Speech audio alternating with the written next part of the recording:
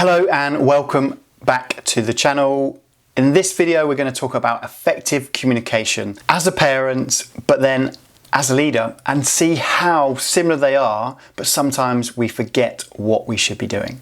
Hi there, my name is Lee Eldridge. I'm a human performance coach that's worked with elite athletes and elite business performers, leaders in Fortune 500, C-suite individuals across the world. But I'm also a dad. I have a daughter who's 7 and a son who's 2. So I am right in that mix in terms of how do I want to develop my communication skills so that I can engage with my children, but then my clients, but then get my clients to also engage as high-performing leaders. In this video, I'm going to talk about some clear techniques, what we can be doing to improve the way that we communicate. First up, let's talk about active listening. And I think when we talk about communication, we automatically think about what we are saying, what we are doing, how we're doing that. And before that even starts, active listening is the key to what we should be doing. How many times have you been listening to somebody and you're not listening to listen, but you're listening to respond? So even before they've finished what they're saying, you're already thinking up a really good answer or a way to kind of communicate back your thoughts. This can't happen. We need to be engaging. We need to be looking at their eyes. We need to be listening to what they are actually saying, looking at their body language, understanding where they're at and where they're coming from. And sometimes listening isn't about listening to somebody say something to you so that you can communicate back what you're thinking or to help them or to support them. Actually, it's just about listening. If we think about it from a parent point of view, how often do we truly actually listen to what our children are saying? We allow them to express themselves. We allow them to complete their sentences. Because sometimes, let's be fair, that may take some time. They may get distracted. They may go off on a tangent. They may say "and" again. They may repeat themselves multiple times. And we have to stay in that with them. We have to be engaged. For me, with the clients that I work with, it is not about being present as a leader or as a parent. It is about being engaged. It's about getting on that person's level, however big or small they are. So the first step in effective communication is active listening. The next one is emotional intelligence. And you see how we've kind of talked about things that we don't regard as communication. We're not talking about tone, pitch, voice, level, how we act or what we do with our arms. We're talking about emotional intelligence. How self-aware are we? How well do we regulate our emotions? When somebody says something to us, what's our first reaction? Is it an emotional reaction, which kind of cuts down the way that we can communicate, or brings on a more forcible, short-term kind of conflict type of communication? Or do we take a step back? Are we more rational? Do we take our time?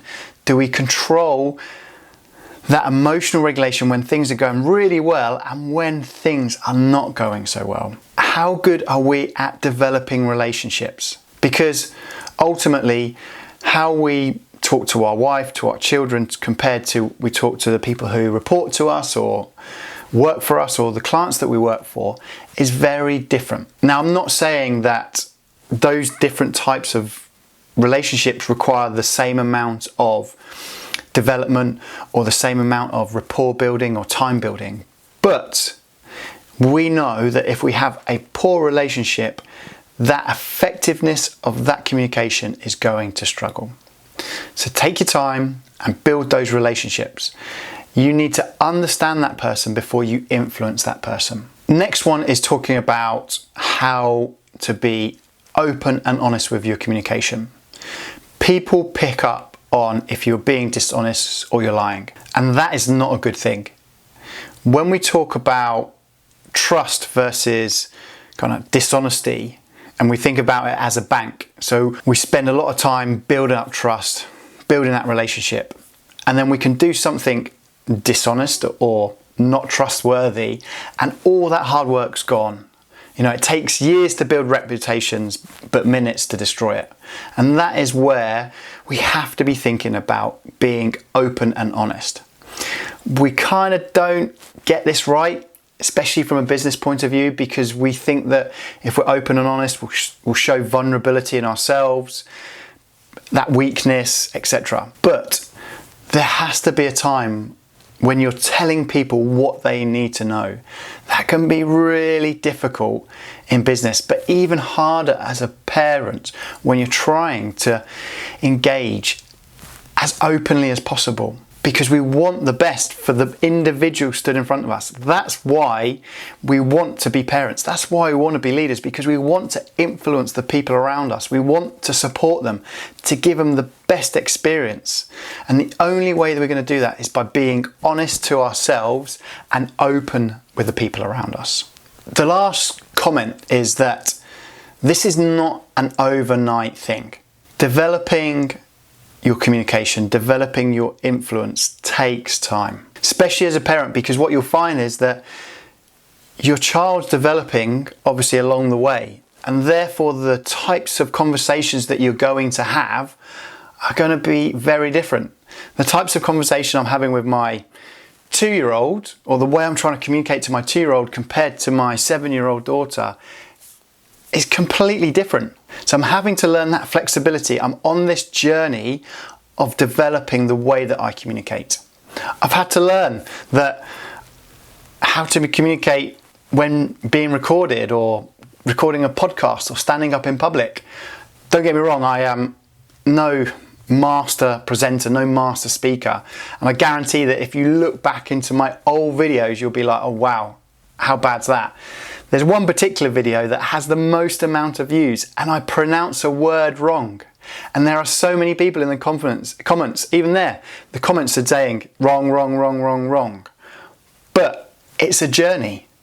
You're going to look back and you're going to laugh at yourself. You're going to think, wow, look how far I've come in this.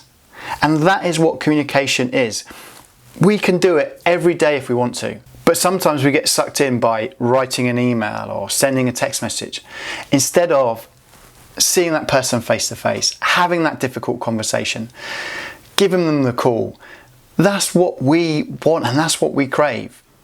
Your children do not want an email from you. They want some face-to-face engagement, and give it to them. Get feedback from them. Develop how you communicate at home and in the office, because it's exciting. And that's the last thing I would say, is go ahead, practice your communication, listen and get feedback to what's going on around you. So if you've made it all the way to the end of this video, thank you so much. It means so much to me. If you haven't already, please hit the like button.